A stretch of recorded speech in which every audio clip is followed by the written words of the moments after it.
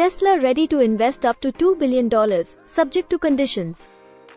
Tesla Bharat में $2 billion तक निवेश करने को तैयार है, बशर्ते सरकार पहले 2 साल के लिए 15% आयात शुल्क में कमी करे। यह निवेश उन कारों की संख्या पर निर्भर करेगा जो टेस्ला कम शुल्क पर आयात कर सकती है। अगर सरकार यह शर्तें बढ़ाती है तो टेस्ला $500 मिलियन का और निवेश करेगी।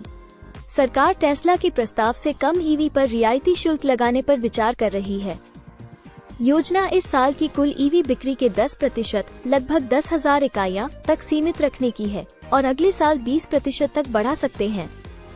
2023 में लगभग 50,000 ईवी बिके थे और 2024 में इसे 100,000 तक जाने की उम्मीद है।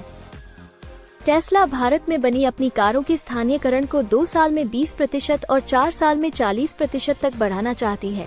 इस प्रस्ताव की समीक्षा DPIIT, MHI, MoT और वित्त मंत्रालय द्वारा PMO के समन्वय में की जा रही है।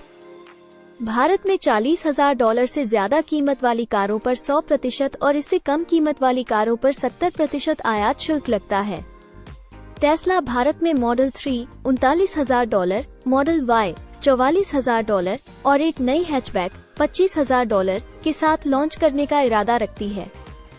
रियायती शुल्क के साथ भारत में मॉडल 3 की कीमत 38 लाख रुपए और मॉडल Y 43 लाख रुपए हो सकती है। टेस्ला के $2 बिलियन के संभावित निवेश की खबर पहली बार ब्लूमबर्ग द्वारा 21 नवंबर को दी गई थी, लेकिन प्रस्ताव और सरकार के रुख का विवरण पहले अज्ञात था।